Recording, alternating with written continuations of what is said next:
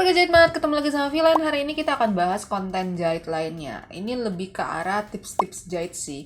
Jadi udah lama banget kayaknya aku nggak bawain konten tips-tips jahit. Jadi kali ini aku akan bahas mengenai kesalahan-kesalahan pemula waktu pertama kali belajar jahit. Ini dia. Yang pertama adalah lupa mengenai detail mengukur. Jadi waktu pertama kali ngejahit itu di kelas jahit manapun ya, dan ini aku rasakan di waktu di SMK di Santa Maria dan juga di Bunka School of Fashion. Pertemuan yang paling pertama itu kalau kelas jahit itu adalah belajar tentang namanya mengukur.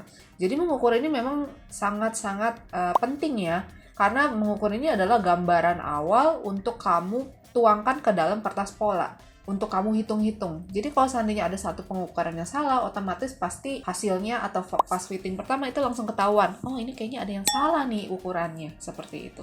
Jadi untuk meminimalisir yang namanya kesalahan waktu nanti ngejahit, atau mungkin kalian memang orangnya mungkin nggak suka yang namanya revisi gitu ya. Untuk menghindari yang namanya revisi dari fitting-fitting yang awal gitu ya, revisinya pasti memang akan ada revisi fitting 1, fitting 2. Jarang sekali ada yang nggak ada revisi sama sekali. Itu sebuah kemudahan yang luar biasa kalau seandainya ngejahit tuh nggak ada revisi sama sekali. Tapi minimal kalau ukurannya itu udah pas, kalian udah tahu, itu biasanya tidak akan ada revisi yang terlalu besar. Paling revisinya cuma minor-minor doang. Tapi kalau seandainya pengukurannya salah di awal, pasti revisinya itu jadinya besar. Lalu apalagi yang dimaksud dengan detail mengukur? Nah, detail mengukur yang aku bahas kali ini adalah tentang penambahan ukuran. Jadi ada beberapa teknik menjahit, misalnya di lembaga kursus manapun, atau di sekolah khusus manapun, atau di institusi fashion manapun, yang memang ada dua tipe, yaitu adalah waktu mengukur langsung ditambahin kelonggaran. Ada juga yang tidak usah ditambahin kelonggaran, diukur pas dulu. Penambahan kelonggarannya adalah waktu nanti pas bikin pola. Ngerti ya? Jadi tetap aja sebenarnya kalau bikin pola itu pasti nanti akan ada kelonggaran. Tapi perbedaannya adalah kapan penambahannya. Waktu kamu mengukur customer atau nanti waktu kamu pas bikin pola. Jadi kamu langsung mikir sendiri, oh ini bagian sini akan ditambahin sekian, bagian pinggangnya mau ditambahin sekian. Jadi penambahannya itu beda-beda tergantung dengan model pakaian. Ada juga yang seperti itu gitu ya. Nah, detail mengukur ini sangat penting. Bisa jadi kalian waktu mengukur itu udah ditambahin ukuran duluan, waktu di pola lupa. Ditambahin lagi ukurannya, jadi kelonggaran. Bisa juga waktu mengukur nggak ditambahin kelonggaran sama sekali. Waktu bikin pola lupa juga nggak ditambahin ukuran. Jadi sempit gitu ya. Karena kita harus memikirkan badan manusia itu kalau misalnya dipasangin kain butuh yang namanya kelonggaran. Nggak bisa pas-pas plak-plak gitu ya. Karena kan kita bergerak. Terus kita juga kayak lemak-lemak kita, kulit kita gitu yang bergesekan, itu juga butuh yang namanya kelonggaran. Nah, ini harus diperhatikan kalau seandainya kalian baru pertama kali belajar jahit. Oke? Jadi sebenarnya tergantung sistem yang kalian ambil itu apa. Yang penting kalian hafal detail pengukurannya. Yang selanjutnya adalah sistem bikin pola. Jadi bikin pola sendiri itu ada banyak jenis. Kalau yang aku pernah belajar itu yang Soen Bunka, pernah belajar yang dari Pak Abi Neri Ang juga, itu kan campur. Kalau Pak Abi Neri itu campuran Susan Budiarjo juga, sama yang di luar juga. Terus pernah juga yang belajar yang Meineke gitu ya. Jadi aku kurang lebih sudah belajar kurang lebih dasarnya pasti mengetahui yang 3 ini. Perbedaannya juga ada masing-masing tahu. Nah, ada beberapa kesalahan di mana, Kak, aku males banget belajar pola yang kayak gitu, ngapain aku beli pola aja. Sebenarnya nggak masalah kalau kamu mau beli pola, cuman ya namanya kamu belajar jahit, nggak ada salahnya kamu belajar dasarnya. Kecuali kalau memang pola yang kalian mau buat itu kalian benar-benar sama sekali nggak paham, dan misalnya kalian udah bikin pola dasar terus nggak ngerti nih ngitungnya kayak gimana. Terus kalian akhirnya, yaudah deh beli pola aja, nggak apa-apa. Tapi kalian harus mulai pandai baca polanya. Jadi kalau seandainya nanti suatu saat kamu mau bikin pola yang sama seperti yang dijual itu, yang kalian sudah beli, kalian tuh lebih paham gitu loh. Oh, jadi ini begini gini gitu loh. Jadi biasakan jangan langsung terima mentah-mentah pola yang kalian beli gitu. Kalian juga harus tahu, oh ini kurang lebih kayak gimana gitu ya. Apalagi kalau kalian seandainya memang pingin jadi fashion designer, atau mungkin kalian mau bikin usaha yang custom dress gitu ya. Jadi setiap badan orang kan beda-beda ya. Kalau seandainya kalian beli pola yang plak-plak langsung jadi gitu ya, tinggal kalian gunting bahannya, itu untuk ukuran standar. Jarang sekali ada yang sesuai dengan ukuran badan customer. Nah, rata-rata ukuran standar ini adalah ukuran badan-badan yang memang proporsional. Ini tidak menghitung di mana kalau seandainya badannya itu gemuk, kurus, atau bagaimana. Coba bayangkan kalau seandainya memang customer kalian memang badannya petit gitu ya. Terus panjang punggungnya itu memang lebih pendek sedikit dibandingkan ukuran yang normal gitu ya, atau mungkin lebih tinggi sedikit dibandingkan ukuran normal, atau mungkin bahunya itu memang lebih lebar dibandingkan ukuran standar normal gitu ya.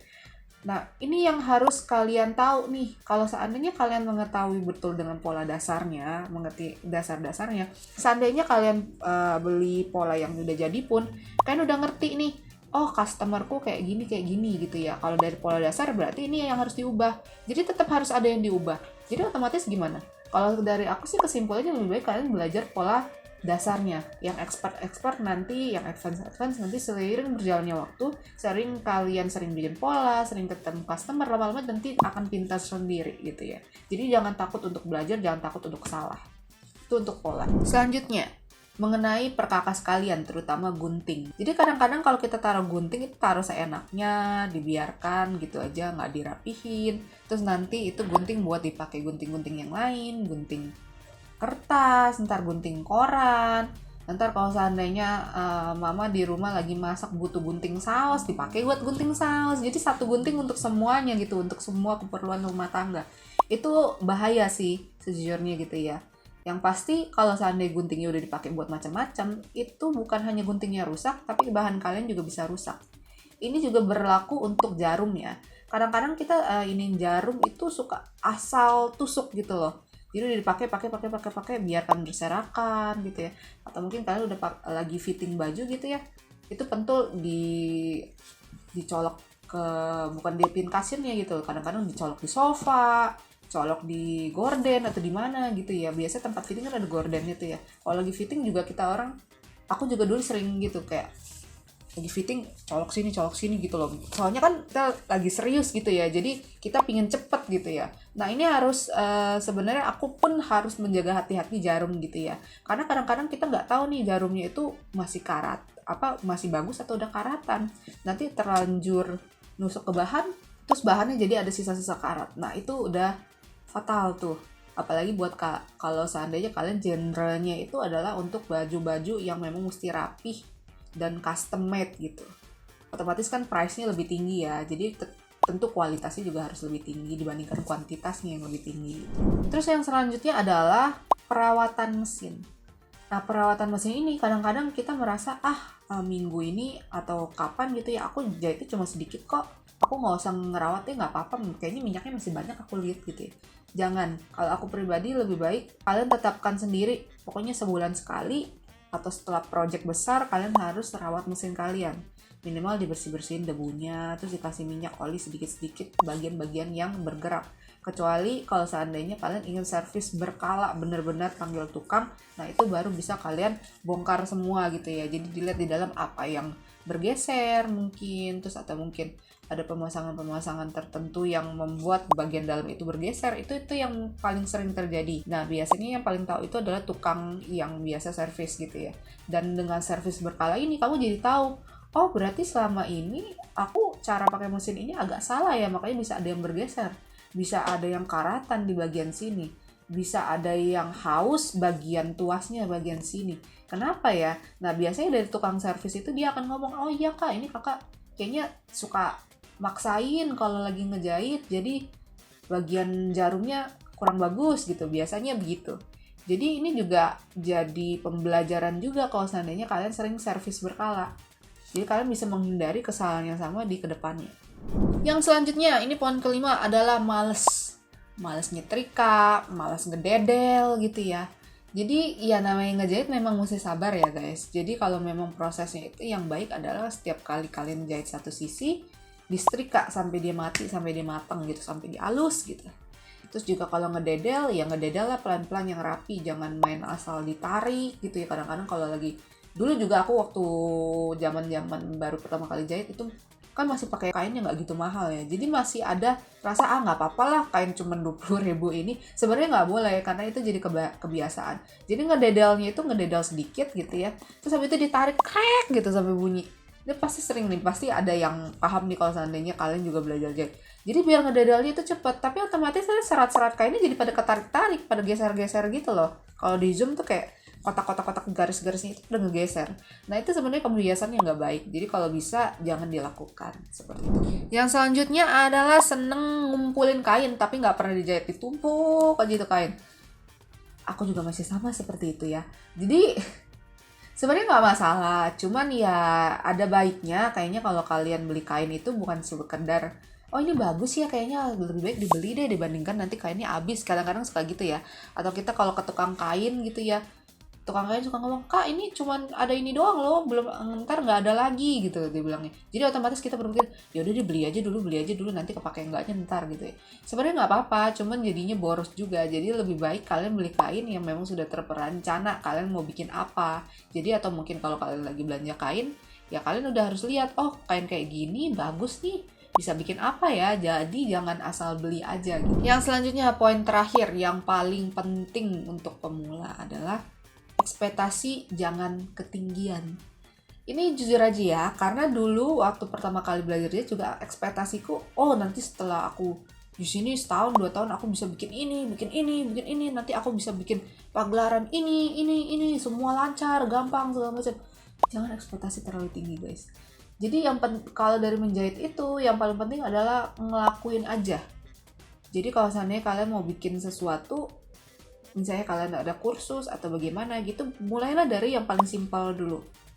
Misalnya kalian mau bikin rok, buatlah rok-rok yang simpel-simpel aja dulu. Jangan berekspektasi roknya itu mau udah mermet, mau dikasih apa gitu, rampel-rampel gitu di bawah gitu kan.